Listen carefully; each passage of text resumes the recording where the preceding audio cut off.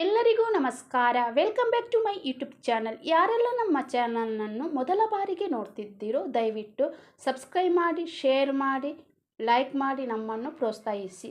ಶಾರದೆ ಇಂದಿನ ಸಂಚಿಕೆಯಲ್ಲಿ ಏನಾಗಿದೆ ಎಂದು ನೋಡೋಣ.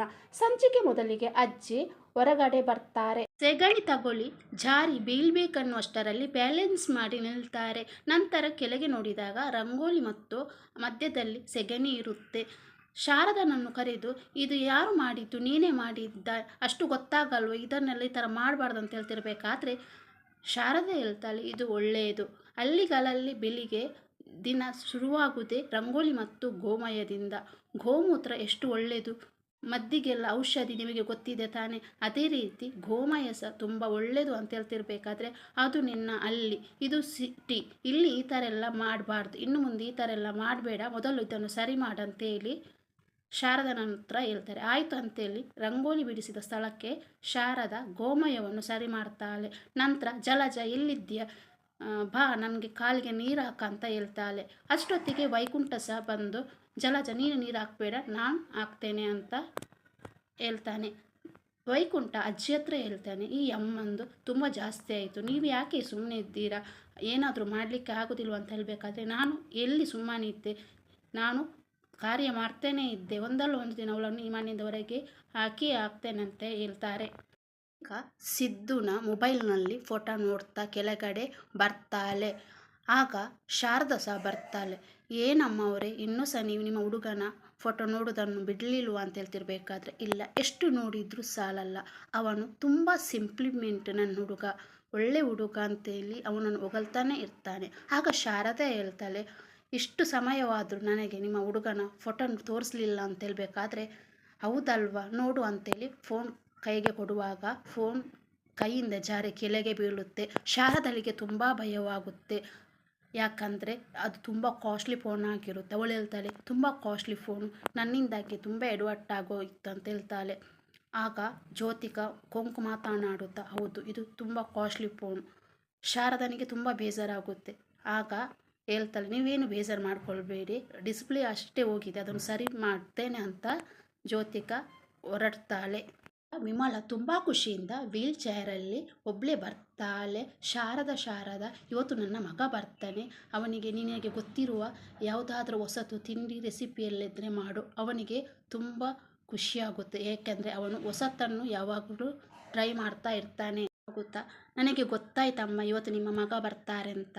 ಹೇಗೆ ಗೊತ್ತಾಯ್ತು ಅಂತ ಹೇಳ್ಬೇಕಾದ್ರೆ, ನಿಮ್ಮ ಮುಖದಲ್ಲಿರುವ ನಗು ನೋಡಿ ನನಗೆ ಗೊತ್ತಾಯಿತು, ಯಾಕೆಂದರೆ ಇವತ್ತು ನಿಮ್ಮ ಮಗ ಬರ್ತಾರೆ ಅಂತ. ಮನಸ್ಸೇ ಅಂಥದ್ದು ಅಂತ ಶಾರದಾ ಹೇಳ್ತಾಳೆ. ಮಕ್ಕಳು ಎಷ್ಟೇ ದೊಡ್ಡವರಾದರೂ ಸಹ ತಾಯಿಗೆ ಅಂಬೆಗಾಲಿಡುವ ಮಗುವೆ ಅಂತ ಹೇಳ್ತಾಳೆ. ನಂತರ ವಿಮಲ ಹೇಳ್ತಾಳೆ, ಆಯಿತು, ನನ್ನ ಮಗನಿಗೆ ಇಷ್ಟವಾದ ರೆಸಿಪಿಗಳು ಯಾವುದೆಲ್ಲ ಅಂತ ನಾನು ಹೇಳ್ತೇನೆ, ನೀನು ಮಾಡಿ ಕೊಡಬೇಕಂತ ಹೇಳ್ಬೇಕಾದ್ರೆ ಜ್ಯೋತಿಗೆ ಬಂದು, ಹೌದು, ನಂದು ಸಹ 2 ರೆಸಿಪಿಗಳಿದೆ, ಅದನ್ನು ಸಹ ಮಾಡಿ ಕೊಡ್ತೀರಾ ಅಂತ ಹೇಳಬೇಕಾದ್ರೆ, ಆಯಿತು, ನಿಮಗೆ ಏನು ಎತ್ತಬೇಕಂತ ಒಂದು ಲಿಸ್ಟ್ ಕೊಡಿ, ನಾನು ಅದನ್ನು ಮಾಡ್ತೇನಂತ ಶಾರದಾ ಹೇಳ್ತಾಳೆ. ನಂತರ ವಿಮಲ ಜ್ಯೋತಿಕನ ಹತ್ರ ಯಾವುದು ಸಾಮಾನೆಲ್ಲ ಬೇಕಂತ ಲಿಸ್ಟ್ ಮಾಡಲಿಕ್ಕೆ ಹೇಳ್ತಾಳೆ. ಜ್ಯೋತಿಕೆಲ್ಲ ಲಿಸ್ಟ್ ಮಾಡ್ತಾಳೆ. ನಂತರ ಶಾರದಳಿಗೆ ಆ ಲಿಸ್ಟನ್ನು ಕೊಡ್ತಾಳೆ. ಶಾರದಾ ಮಾರ್ಕೆಟಿಗೆ ದೀಪು ಜೊತೆ ಬರ್ತಾಳೆ.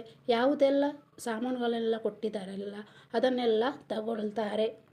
ವಿಮಲ ಮಗನ ಬರುವಿಕೆಗಾಗಿ ಕಾಯ್ತಾ ಇರ್ತಾಳೆ. ಏನು ತಡವಡ ಇರುತ್ತೆ, ಅವಳ ಮನಸ್ಸಿನಲ್ಲಿ ಗೊಂದಲ ಸಹ ಇರುತ್ತೆ. ಮುರಳಿ ಹತ್ರ ಹೇಳ್ತಾಳೆ, ಏನ್ರಿ ಇನ್ನೂ ಸಹ ಸಿದ್ದು ಬರಲಿಲ್ಲ ಅಂತ ಹೇಳ್ತಿರ್ಬೇಕಾದ್ರೆ, ಬರ್ತಾನೆ, ಸ್ವಲ್ಪ ಸಮಾಧಾನ ಮಾಡ್ಕೊ ಅಂತ ಹೇಳ್ತಾರೆ. ಅಷ್ಟೊತ್ತಿಗೆ ಕಾರ್ ವಾರ್ನ್ ಮಾಡೋದನ್ನು ಕೇಳಿ ವಿಮಲನಿಗೆ ಎಲ್ಲಿಲ್ಲದ ಖುಷಿಯೇ ಖುಷಿ. ಸುಮಿತ್ರ, ಸಿದ್ದು ಬಂದ, ಬೇಗ ಆರತಿ ತಟ್ಟೆ ತೆಗೊಂಡು ಬಾ ಅಂತ ಹೇಳ್ತಿರ್ಬೇಕಾದ್ರೆ, ಬಂದೆ ರೆಡಿ ಮಾಡಿ ತಂದೆ ಅಂತೇಳಿ ಸುಮಿತ್ರನವರು ಸಹ ಹೊರಗೆ ಬರ್ತಾರೆ ಆರತಿ ತಟ್ಟೆ ಹಿಡಿದುಕೊಂಡು. ಮೇಲ್ಗಡೆ ರೂಮಿನಲ್ಲಿದ್ದ ಜ್ಯೋತಿಕನಿಗೆ ಸಹ ಸಿದ್ದು ಬಂದ ಅಂತ ಹೇಳಿದ ಮಾತು ಕೇಳುತ್ತೆ. ಖುಷಿಯಲ್ಲಿ ಓಡೋಡಿ ಬರ್ತಾಳೆ. ಇತ್ತ ಅಜ್ಜಿ ಮತ್ತು ಸುಮಿತ್ರನವರು ಸಿದ್ದುವಿಗೆ ಆರತಿ ಮಾಡಿ ಒಳಗೆ ಕರೆಯುತ್ತಾರೆ. ಬಂದ ಕೂಡಲೇ ಸಿದ್ದು ವಿಮಲಾ ಅವರ ಕಾಲಿಗೆ ನಮಸ್ಕರಿಸುತ್ತಾ, ಹೇಗಿದ್ಯಾ ಮಗನೇ ಅಂತ ಕೇಳ್ತಾಳೆ ವಿಮಲಾ. ಆಗ ಸಿದ್ದು ಹೇಳ್ತಾನೆ, ನಿನ್ನ ಆಶೀರ್ವಾದದಿಂದ ನಾನು ಚೆನ್ನಾಗಿದ್ದೇನಂತ ಹೇಳಿದಾಗ ವಿಮಲಾ ಅವರ ಆನಂದ ಬಾಷ್ಪ ಬರುತ್ತೆ. ಸಿದ್ದು ಕೇಳ್ತಾನೆ, ಯಾಕಮ್ಮ ಅಳ್ತಿದ್ದೀಯ, ನಾನು ಬಂದರೂ ಅಳ್ತೀಯ, ಬರದಿದ್ರೂ ಅಳ್ತೀಯ, ಅಳ್ತಾ ಎಷ್ಟು ಸೊರಗೋಗಿದ್ಯಾ ಅಂತೇಳಿ ಕಣ್ಣ ನೀರನ್ನು ಒರೆಸ್ತಾನೆ ಸಿದ್ದು. ಯಾವಾಗಲೂ ನಗ್ತಾ ನಗ್ತಾ ಇರಬೇಕಂತ ಹೇಳಿದಾಗ ಖುಷಿಯಲ್ಲೇ ನಗ್ತಾಳೆ. ನಂತರ ಮುರಳಿಯವರ ಕಾಲಿಗೆ ನಮಸ್ಕರಿಸಿ ಹೇಗಿದ್ದೀರಪ್ಪ ಕೇಳಿದಾಗ ನಾನು ಸೂಪರ್ ಫೈನ್ ಆಗಿದ್ದೇನೆ, ನೀನು ಹೇಗಿದ್ದೀಯ ಅಂತ ವಿಚಾರಿಸುತ್ತಾರೆ. ದಶರಥ ಮತ್ತು ಸುಮಿತ್ರರವರ ಕಾಲಿಗೆ ಸಹ ನಮಸ್ಕರಿಸ್ತಾನೆ. ದಶರಥ ಹೇಳ್ತಾರೆ, ಅಂತೂ ಇಂತೂ ಈ ಮನೆಗೆ ಬಂದುಬಿಟ್ಟಿದ್ದೆ ಅಂತ ಹೇಳ್ಬೇಕಾದ್ರೆ ಈಗ ನೆನಪಾಯ್ತಾ ಅಂತ ನಮ್ಮ ಈ ಮನೆದಂತ ಸುಮಿತ್ರ ಕೇಳ್ತಾರೆ. ಇನ್ನು ನಿಮ್ಮೆಲ್ಲರ ನನಗೆ ನೆನಪಾಗ್ತಾ ಇತ್ತು, ಆದರೆ ಕೆಲಸ ಮುಖ್ಯ ಅಲ್ವಾ ಅಂತ ಹೇಳ್ತಾನೆ. ಇತ್ತ ಜ್ಯೋತಿಕಾ, ಸಿದ್ದು ಮಾತನಾಡೋದಿಲ್ಲ, ತುಂಬ ಕೋಪ ಬರುತ್ತೆ. ಅಜ್ಜಿ ಬಳಿಗೆ ಹೋಗಿ ಅಜ್ಜಿ ಅಂತ ಕೇಳಿದಾಗ ನೀನು ಅಜ್ಜಿ ಅಂತ ಹೇಳ್ಬಾರ್ದು, ಗ್ರ್ಯಾನಿ ಅಂತ ಹೇಳ್ತಿರ್ಬೇಕು ಅಂತ ಹೇಳ್ಬೇಕಾದ್ರೆ ಆಯಿತು ಅಂತ ಹೇಳ್ತಾನೆ. ಅಜ್ಜಿ ಕಾಲಿಗೆ ಸಹ ನಮಸ್ಕರಿಸುತ್ತಾನೆ. ಬರುತ್ತಾರೆ. ಆರ್ ಯು ಯಂಗ್ ಮ್ಯಾನ್ ಅಂತ ಹೇಳ್ಬೇಕಾದ್ರೆ ಐ ಆಮ್ ಫೈನ್ ಅಂತ ಹೇಳ್ತಾನೆ. ಸಹ ನಮಸ್ಕಾರ ಮಾಡಿ ಹಗ್ ಮಾಡ್ತಾನೆ. ನೀವು ಬಿಡಿ ತಾತ, ಸೂಪರ್ ಆಗಿರ್ತೀರ, ಇವಾಗಲೂ ಸಹ ಯಂಗ್ ಆಗಿದ್ದೀರಾ ಅಂತ ತಮಾಷೆ ಮಾಡ್ತಾನೆ. ಈಗಲೂ ಯಂಗ್ ಆ್ಯಂಡ್ ಎನರ್ಜಿಟಿಕ್ ಆಗಿದ್ದೀರಾ, ನಿಮ್ಮ ಈ ಸೀಕ್ರೆಟ್ ಏನು ಅಂತ ಹೇಳ್ತಿರ್ಬೇಕಾದ್ರೆ ಆಮೇಲೆ ಹೇಳ್ತೇನೆ ಅಂತ ಹೇಳ್ತಾರೆ. ಇತ್ತ ಜ್ಯೋತಿಕನಿಗೆ ಕೋಪ ಬರ್ತದೆ, ಪ್ರೀತಿಯ ಕೋಪ ಅಂತ ಹೇಳ್ತಾರೆ. ನನ್ನ ಜವಾಬ್ದಾರಿಯನ್ನೆಲ್ಲ ಇನ್ನು ನಿನ್ನ ಮೇಲೆ ಹಾಕಿ ನಾನೇನು ಆರಾಮ್ ಮಾಡಬೇಕಂತ ಇದ್ದೇನೆ ಅಂತ ಹೇಳ್ಬೇಕಾದ್ರೆ ನೀವು ಬಂದ ಕೂಡಲೇ ಅವನಿಗೆಲ್ಲ ಜವಾಬ್ದಾರಿಗಳನ್ನು ಹಾಕ್ಬಿಡಿ, 2 ದಿನ ಆದರೂ ಫ್ರೀ ಕೊಡಿ, ನನಗೆ 2 ದಿನ ಆದರೂ ಅವನ ಜೊತೆ ಸುತ್ತಾಡಬೇಕು ಅಂತ. ಆಯಿತು ಅಂತ ತಾತ ನಗ್ತಾರೆ.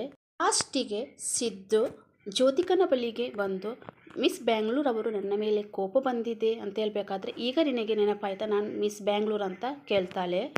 ನಾನು ಅವಾಗಿನಿಂದಲೂ ಇಲ್ಲೇ ಇದ್ದೇನೆ, ನೀನು ನನ್ನ ಹತ್ತಿರ ಬರಲಿಲ್ಲ ಅಂತ ಹೇಳ್ತಿರ್ಬೇಕಾದ್ರೆ ನೀನು ಮಿಸ್ ಬ್ಯಾಂಗ್ಳೂರ್ ಆದರೂ ಅಥವಾ ಮಿಸ್ ವರ್ಲ್ಡ್ ಆದರೂ ನಿನ್ನ ಕೋಪ ಮಾತ್ರ ಒಂಚೂರು ಕಮ್ಮಿ ಆಗಲಿಲ್ಲ, ಆಗೋದು ಸಹ ಇಲ್ಲ ಅಂತ ಸಿದ್ದು ಹೇಳ್ತಾನೆ. ಸಿದ್ದು ಆಗಲ್ವೇ ಅಂತ ಜ್ಯೋತಿಕನ ಬೆನ್ನ ಮೇಲೆ ಕೈ ಹಾಕ್ತಾನೆ. ಹೋಗು ಅಂತ ಹೇಳಿ ಕೋಪದಿಂದ ಮೇಲ್ಗಡೆ ರೂಮ್ ಕಡೆ ಹೋಗ್ತಾಳೆ ಓಡಿ ಹೋಗಿ. ಇತ್ತ ಮನೆಯವರೇ ಎಲ್ಲರೂ ನಗ್ತಾರೆ ಜೋರಾಗಿ. ಶಾರದ ಜ್ಯೋತಿಕಾ ಮತ್ತು ವಿಮಲ ಹೇಳಿದ ಎಲ್ಲ ರೆಸಿಪಿಗಳನ್ನು ಅಚ್ಚುಕಟ್ಟಾಗಿ ಮಾಡಿ ಡೈನಿಂಗ್ ಟೇಬಲ್ ಮೇಲೆ ತಂದು ಇಡ್ತಾಳೆ. ಅವಳಿಗೆ ಹೆಲ್ಪ್ ಮಾಡಲಿಕ್ಕೆ ನಮ್ಮ ಪುಟಾಣಿ ದೀಪು ಸಹ ಇರ್ತಾಳೆ ಅವಳ ಜೊತೆ. ಲಜೆ ಹೇಳ್ತಾಳೆ, ಶಾರದಕ್ಕ ನೀನು ಗಟ್ಟಿಗಿಟ್ಟಿ ಒಬ್ಬಳೇ ಇಷ್ಟೆಲ್ಲ ಅಡುಗೆಯನ್ನು ಎಷ್ಟು ನೀಟಾಗಿ ಮಾಡಿದ್ದೀಯ ಅಂತ ಹೇಳ್ತಾಳೆ. ಏನಂದ್ರೂ ಸಹ ನೀವು ಬಿಡಲಿಲ್ಲ ಅಂತ ಹೇಳ್ತಾಳೆ. ಇತ್ತ ಸಿದ್ದು ಫಸ್ಟ್ ಫ್ಲೋರಲ್ಲಿ ಫೋನಲ್ಲಿ ಮಾತಾಡ್ತಾ ಆಚೆ ಹೋಗ್ತಾ ಇರ್ತಾನೆ. ಶಾರದ ಇನ್ನೇನು ಒಂದು ರೆಸಿಪಿಯನ್ನು ಇಡಬೇಕನ್ನುವಷ್ಟರಲ್ಲಿ ಸಿದ್ದು ಫೋನಲ್ಲಿ ಮಾತಾಡ್ತಿರೋದನ್ನು ನೋಡ್ತಾಳೆ. ಅವಳಿಗೆ ಸಿದ್ದುವನ್ನು ನೋಡಿ ತುಂಬ ಶಾಕ್ ಆಗಿ ಬಿಡ್ತಾಳೆ. ಅಂದರೆ ಅವಳಿಗೆ ಹಳೆ ನೆನಪುಗಳು ವಾಪಸ್ ನೆನಪಾಗ್ತದೆ. ಅವಳು ಫ್ರೆಂಡ್ಸ್ ಜೊತೆಗೆ ಕಾಲೇಜಿಗೆ ಹೋಗ್ತಿರೋದು. ಕಾಲೇಜಿಗೆ ಫ್ರೆಂಡ್ಸ್ ಜೊತೆ ಹೋಗ್ತಿರ್ಬೇಕಾದ್ರೆ ಒಬ್ಬ ವ್ಯಕ್ತಿ ಬಂದು, ಶಾರದಾ ನಿನ್ನ ಅಪ್ಪ ಅಂತ ಹೇಳಿದಾಗ ಏನಾಯಿತು ನನ್ನ ಅಪ್ಪನಿಗೆ ಅಂತ ಶಾರದಾ ಕೇಳ್ತಾಳೆ. ಅದಕ್ಕೆ ಆ ವ್ಯಕ್ತಿ ಹೇಳ್ತಾನೆ, ನಿನ್ನ ಅಪ್ಪನಿಗೆ ಆಕ್ಸಿಡೆಂಟ್ ಆಗಿಬಿಟ್ಟಿದೆ ಅಂತ ಹೇಳ್ತಿರ್ಬೇಕಾದ್ರೆ ಶಾರದನಿಗೆ ಶಾಕ್ ಆಗುತ್ತೆ. ಕೇಳಿದ ಶಾರದಾ ಓಡಿಕೊಂಡು ಆಕ್ಸಿಡೆಂಟ್ ಆದ ಜಾಗಕ್ಕೆ ಬರ್ತಾಳೆ. ಇದು ಕಾಲ ಮೇಲೆ ಶಾರದಳ ಅಪ್ಪ ಇರ್ತಾಳೆ. ಸಿದ್ದು ಹೇಳ್ತಾನೆ, ಸರ್ ಕಣ್ಣು ತೆರೀರಿ ಅಂತ ಹೇಳ್ತಿರ್ಬೇಕಾದ್ರೆ ಶಾರದಾ ಸಹ ಅಲ್ಲಿಗೆ ಬರ್ತಾಳೆ. ನಂತರ ಶಾರದಾ ಅವಳ ತಂದೆಯನ್ನು ಅವಳ ಕಾಲ ಮೇಲೆ ಮಲಗಿಸಿ, ಅಪ್ಪ ಎದ್ದೇಳಪ್ಪ ಏನಾಯ್ತಂತ ತುಂಬ ಜೋರಾಗಿ ಕೂಗ್ತಾಳೆ. ಕೇಳ್ತಾಳೆ, ಇವರಿಗೆ ಸಹಾಯ ಮಾಡಿ ಅಂತ ಹೇಳ್ತಿರ್ಬೇಕಾದ್ರೆ ಯಾರೋ ಒಬ್ಬರು ಹೇಳ್ತಾರೆ, ಆಕ್ಸಿಡೆಂಟ್ ಮಾಡಿದವರು ಇವರೇ ಅಂತ ಹೇಳಿದಾಗ ಸಿದ್ದು ಮತ್ತು ಅವನ ಜೊತೆಗಿದ್ದ ಫ್ರೆಂಡ್ಸ್ ಕಾರ್ ಒಳಗೆ ಕುಳಿತುಕೊಳ್ತಾರೆ. ನಂತರ ಶಾರದಾ ಹೇಳ್ತಾಳೆ, ಆಕ್ಸಿಡೆಂಟ್ ಮಾಡಿದಲ್ಲದೆ ಹಾಸ್ಪಿಟಲ್ಗೆ ಸೇರಿಸಲಿಕ್ಕೆ ಸಹ ಆಗೋದಿಲ್ವ, ಇವರೆಂಥ ಮನುಷ್ಯರಂತೇಳಿ ಜೋರು ಮಾಡ್ತಾಳೆ. ಅಂದರೆ ಈಗೇನಾ, ನಿಮಗೆ ಸ್ವಲ್ಪನೂ ಸಹ ಕರುಣೆ ಇಲ್ವಾ ಅಂತ ಶಾರದಾ ಕೇಳ್ತಾಳೆ. ಹೋಗಿ ಅಪ್ಪನನ್ನು ಎದ್ದೇಳಿಸುತ್ತಾ ಅಪ್ಪ ಎದ್ದೇಳು ಅಂತ ಕೂಗ್ತಾ ಇರ್ತಾಳೆ. ಅಷ್ಟೊತ್ತಿಗೆ ಊರಿನ ಜನರೆಲ್ಲ ನಿಂತ್ಕೊಳ್ಳೋ ಅಂತ ಹೇಳಿ ಸಿದ್ದುನ ಹಿಂದ್ಗಡೆನೆ ಬರ್ತಾರೆ. ಭಯಭೀತನಾಗಿ ಅಲ್ಲಿಂದ ಕಾರ್ ತಗೊಂಡು ಎಸ್ಕೇಪ್ ಆಗ್ತಾನೆ. ಶಾರದಾ ಊರಿನವರ ಮುಂದೆ ಹೇಳ್ತಾಳೆ, ದಯವಿಟ್ಟು ಸಹಾಯ ಮಾಡಿ ನನ್ನ ಅಪ್ಪನನ್ನು ಹಾಸ್ಪಿಟಲ್ಗೆ ಸೇರಿಸಿ ಅಂತ ಹೇಳಿದಾಗ ಅದರಲ್ಲಿ ಒಬ್ಬ ವ್ಯಕ್ತಿ ಹೇಳ್ತಾನೆ, ಈ ತನಕ ನಮ್ಮ ಆಕ್ಸಿಡೆಂಟ್ ಮಾಡಿದಲ್ಲದೆ ಸಹಾಯ ಮಾಡದೆ ಸಹ ಸೀದಾ ಹೋಗ್ತಾನಲ್ಲ, ಎಂಥ ವ್ಯಕ್ತಿಯಾಗಿರ್ಬೋದಂತ ಬೈತಾರೆ. ಊರಿನ ಜನರೆಲ್ಲ ಸೇರಿ ಶಾರದನಿಗೆ ಸಹಾಯ ಮಾಡ್ತಾರೆ. ಅವಳ ಜೊತೆಗೆ ಅವರು ಸಹ ಒಂದು ಟ್ರ್ಯಾಕ್ಟರ್ನಲ್ಲಿ ಅವಳ ಅಪ್ಪನನ್ನು ಮಲಗಿಸಿ ಆಸ್ಪತ್ರೆಗೆ ಕರೆದುಕೊಂಡು ಹೋಗ್ತಾರೆ. ಇದನ್ನೆಲ್ಲ ನೆನಪಿಸಿಕೊಂಡ ಶಾರದನಿಗೆ ಸಿದ್ದುವನ್ನು ನೋಡಿದ ತಕ್ಷಣವೇ ಶಾಕ್ ಆಗುತ್ತೆ. ಶಾರದಾ ಯೋಚಿಸ್ತಾಳೆ, ಸಿದ್ದು ಅಂದರೆ ಇವರೇನ, ಇವರ ಕಣ್ಣಿಗೆ ನಾನು ಯಾವತ್ತೂ ಬೀಳಬಾರ್ದು, ಏನಾದರೂ ಮಾಡಬೇಕು, ಇಲ್ಲಿಂದ ಹೊರಡಬೇಕಾ ಅಂತ ಯೋಚನೆ ಮಾಡ್ತಾಳೆ. ತಡವರಿಸುತ್ತಾ ದೀಪವನ್ನು ಕರೆದು, ದೀಪು ಇಲ್ಲಿಗೆ ಬಾ, ನೀನೀಗ ಹೊರಗೆ ಹೋಗಿ ಆಟ ಆಡ್ಕೊಳ್ತಾ ಇರು, ನಾನು ನಿನ್ನನ್ನು ಆಮೇಲೆ ಕರೆಯುತ್ತೇನಂತ ಹೇಳ್ತಾಳೆ.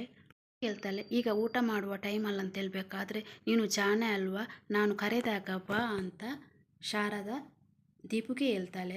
ನನಗೆ ಇಷ್ಟೆಲ್ಲ ನೀನು ಅಡುಗೆ ಮಾಡಿದ್ದೀಯ, ಈಗ ಊಟದ ಸಮಯ ಬೇರೆ, ಜೋರು ಹಸಿವಾಗ್ತಿದೆ ಅಂತ ಹೇಳ್ಬೇಕಾದ್ರೆ, ಪ್ಲೀಸ್ ಪುಟ್ಟ ಹೊರಗಡೆ ಹೋಗಿ ಆಟ ಆಡ್ಕೋ, ನಾನು ನಿನಗೆ ಇಷ್ಟಪಟ್ಟ ಚಾಕ್ಲೇಟ್ ತೆಗೆದುಕೊಡ್ತೇನೆ ಅಂತ ಹೇಳ್ಬೇಕಾದ್ರೆ, ನಿಜವಾಗ್ಲೂ ಅಂತ ಕೇಳಬೇಕಾದ್ರೆ ಹೌದು ಅಂತ ಹೇಳ್ತಾಳೆ.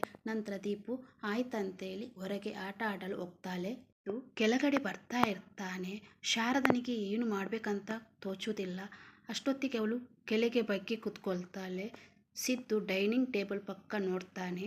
ಅವನು ಹೊರಗೆ ಹೋಗ್ತಾನೆ. ಅವನು ಹೋದ ನಂತರ ಎದ್ದು ನಿಂತ ಶಾರದಾ, ಇವನಿಂದಾಗಿ ನನ್ನ ಜೀವನಕ್ಕೆ ತೊಂದರೆ ತಪ್ಪಿದ್ದಲ್ಲ, ಹಾಗಾಯಿತು, ಇವನು ಏನಾದರೂ ಮಾಡೋದಕ್ಕಿಂತ ಮುಂಚೆ ಇವರ ಕಣ್ಣಿಂದ ನಾವು ತುಂಬ ದೂರ ಹೋಗಬೇಕು ಅಂತ ಯೋಚಿಸ್ತಾ ಇರ್ತಾಳೆ. ಜಲಜ ಬಳಿ ಹೋಗಿ, ನನಗೆ ಸ್ವಲ್ಪ ತಲೆನೋಯ್ತಿದೆ, ನಾನು ಅಲ್ಲಿ ಸೋಫಾದಲ್ಲಿ ಕೂತ್ಕೊಂಡು ಸ್ವಲ್ಪ ಮಲಗ್ತೇನೆ ಅಂತ ಹೇಳ್ಬೇಕಾದ್ರೆ, ನೀವೇ ಇವತ್ತು ಬಡಿಸ್ಬೇಕಂತ ಹೇಳ್ಬೇಕಾದ್ರೆ ಜಲಜ ಹೇಳ್ತಾಳೆ, ನೀವೇನು ಹೆದರಬೇಡಿ, ನೀವು ರೆಸ್ಟ್ ಮಾಡಿ ಹೋಗಿ ಅಂತ ಶಾರದಾಳನ್ನು ಕಳಿಸ್ತಾಳೆ. ಮನೆಯವರು ಎಲ್ಲರನ್ನು ಕರ್ಕೊಂಡು ಡೈನಿಂಗ್ ಟೇಬಲ್ ಬಳಿ ಬರ್ತಾನೆ. ಅವನಿಗೆ ಗಮ್ ಅಂತ ಪರಿಮಳ ಬರುತ್ತೆ. ಹೇಳ್ತಾಳೆ, ಎಲ್ಲ ಮಾಡಿಸಿರುವುದು ನಿನಗೋಸ್ಕರ. ಆಗ ಸಿದ್ದು ಹೇಳ್ತಾನೆ, ಬೇಗ ಬೇಗ ಬಡಿಸಿ, ನನ್ನ ಹೊಟ್ಟೆ ತಾಳ ಆಗ್ತಿದೆ ಅಂತ ಹೇಳ್ತಾನೆ. ಮಿತ್ರ ಹೇಳ್ತಾರೆ, ಅಲ್ಲ ಕಣು, ನೀನು ಪ್ರಪಂಚದ ಯಾವ ಮೂಲೆಗೆ ಬೇಕಾದರೂ ಹೋದ್ರು ನೀನು ಮಾತ್ರ ಬದಲಾಗೋದಿಲ್ಲ ಅಲ್ಲ ಅಂತ ಹೇಳ್ತಾರೆ. ಹಬ್ಬದ ಅಡುಗೆನೆ ಮಾಡಿಬಿಟ್ಟಿದ್ದೀರಾ, ಮೃಷ್ಟಾನ್ನ ಭೋಜನ ಅಂತ ಖುಷಿಯಿಂದ ಹೇಳ್ತಾರೆ. ಆಗ ಅಡುಗೆ ಅಂದರೆ ಅಡುಗೆ ತುಂಬ ಚೆನ್ನಾಗಿದೆ ಅಂತ ಹೇಳ್ತಿರ್ಬೇಕಾದ್ರೆ ತಾತ, ಹೌದು ತುಂಬ ಚೆನ್ನಾಗಿದೆ ಅಂತ ಹೇಳ್ತಾರೆ. ಇವತ್ತು ಸಿದ್ದುನಿಂದಾಗಿ ನಮಗೆಲ್ಲ ಒಳ್ಳೆ ಆಹಾರ ಸಿಕ್ಕಿದೆ ಅಂತ ಹೇಳ್ಬೇಕಾದ್ರೆ, ಬೇರೆ ದಿನ ನಾವೇನು ಕೆಟ್ಟದಾಗಿ ಅಡುಗೆ ಮಾಡ್ತೇವೆ ಅಂತ ಹೇಳ್ಬೇಕಾದ್ರೆ, ಇಲ್ಲ ಹಾಗೇನಿಲ್ಲ ಅಂತ ದಶರಥ ತಪ್ಪಿಸಿಕೊಳ್ತಾರೆ. ಸಿದ್ದುಗೆ ವೆಜ್ ಪುಲಾವ್ ಬಡಿಸ್ತಾರೆ. ಆಗ ಸಿದ್ದು ಹೇಳ್ತೇನೆ ಸಾಕ ಅಂತ. ಆಗ ಸುಮಿತ್ರ ಹೇಳ್ತಾರೆ, ನಿನಗೆ ಇಷ್ಟ ಅಂತ ಈ ವೆಜ್ ಪುಲಾವ್ ಮಾಡಿದೆ ಅಂತ ಹೇಳ್ತಿರ್ಬೇಕಾದ್ರೆ, ಹಾಗಾದ್ರೆ ಬಡಿಸಿ, ಇದ್ರ ಜೊತೆ ನನಗೆ ಪನ್ನೀರ್ ಕುರ್ಮಾ ಇರಬೇಕಿತ್ತು ಅಂತ ಹೇಳ್ಬೇಕಾದ್ರೆ, ಇದೆ ಅಂತ ಹೇಳಿ ಪ್ರೀತಿಯಿಂದ ಸಿದ್ದುವಿಗೆ ಸುಮಿತ್ರನವರು ಬಡಿಸ್ತಾರೆ. ಸಿದ್ದು ಹೇಳ್ತಾನೆ, ಊಟ ತುಂಬ ಚೆನ್ನಾಗಿದೆ, ಯಾರು ಮಾಡಿದ್ದು, ಅಡುಗೆಯವರ ಅಂತ ಕೇಳ್ತಾನೆ. ಶಾರದಾ ಹಿಂದ್ಗಡೆಯಿಂದ ಮೆಲ್ಲ ಇಣುಕಿ ನೋಡ್ತಾ ಇರ್ತಾಳೆ. ಹೇಳ್ತಾರೆ, ಅಡುಗೆಯವರಲ್ಲ, ಇತ್ತೀಚೆಗೆ ನಮ್ಮ ಮನೆಗೆ ಒಬ್ಳು ಗೆಸ್ಟ್ ಬಂದಿದೆ, ಅವಳ ಹೆಸರು ಶಾರದಾ ಅಂತ ಹೇಳ್ತಾರೆ. ಅವಳನ್ನೆಲ್ಲ ಅಚ್ಚುಕಟ್ಟಾಗಿ ಮಾಡ್ತಾಳೆ. ನಿನಗೊಂದು ವಿಷಯ ಗೊತ್ತಾ, ಅವಳು ಬಂದ ನಂತರ ಈ ಮನೆಗೊಂದು ಕಳೆ ಬಂದಿದೆ ಅಂತ ಹೇಳ್ತಾನೆ. ಯಾರು ಮಾವ ಅದು, ನೀವು ಇಷ್ಟೊಂದು ಅವರನ್ನು ಹೊಗಳ್ಬೇಕಾದ್ರೆ ನಾನು ಅವರನ್ನು ಈಗಲೇ ನೋಡ್ಬೇಕಂತ ಹೇಳ್ತಾನೆ. ಇಷ್ಟು ಚೆನ್ನಾಗಿ ಅಡಿಗೆ ಮಾಡಿದ್ದಾರೆ ಅಂದರೆ ಅವರ ಕೈಯಲ್ಲಿ ಮ್ಯಾಜಿಕ್ ಇರಬೇಕು ಅಂತ ಅನಿಸ್ತದೆ ಅಂತ ಹೇಳ್ತಾರೆ. ಶಾರದಾ ತುಂಬ ಒಳ್ಳೆ ಹುಡುಗಿ, ಅವಳಿಗೆ ತುಂಬ ಅನ್ಯಾಯ ಆಗಿದೆ, ಅವಳ ಜೀವನದಲ್ಲಿ ಆ ಥರ ಆಗಬಾರ್ದಿತ್ತು ಅಂತ ಹೇಳ್ಬೇಕಾದ್ರೆ ಸಿದ್ದು ಹೇಳ್ತಾನೆ, ಅತ್ತೆ ಇಲ್ಲ ಆಮೇಲೆ ಕೇಳ್ತಾನೆ, ನಾನು ಈಗ ಅವರನ್ನು ನೋಡಲೇಬೇಕು ಅಂತ ಹೇಳ್ತಾನೆ. ಸರಿ ಅಂತೆ ಜಲ್ಜಾ ಶಾರದನ ಕರ್ಕೊಂಡು ಬಾ ಅಂತ ಹೇಳ್ತಾರೆ. ಶಾರದಳಿಗೆ ತುಂಬ ಶಾಕ್ ಆಗುತ್ತೆ. ಇವತ್ತಿಗೆ ಈ ಸಂಚಿಕೆ ಮುಕ್ತಾಯವಾಗಿದೆ. ಈ ವಿಡಿಯೋ ಇಷ್ಟವಾದರೆ ಲೈಕ್ ಮಾಡಿ, ಶೇರ್ ಮಾಡಿ, ಸಬ್ಸ್ಕ್ರೈಬ್ ಮಾಡಿ. ಮುಂದಿನ ಸಂಚಿಕೆಯಲ್ಲಿ ಸಿದ್ದು ಮತ್ತು ಶಾರದಾ ಭೇಟಿ ಆಗ್ತಾರಾ, ಏನಾಗ್ತದೆ ಅಂತ ನೋಡೋಣ.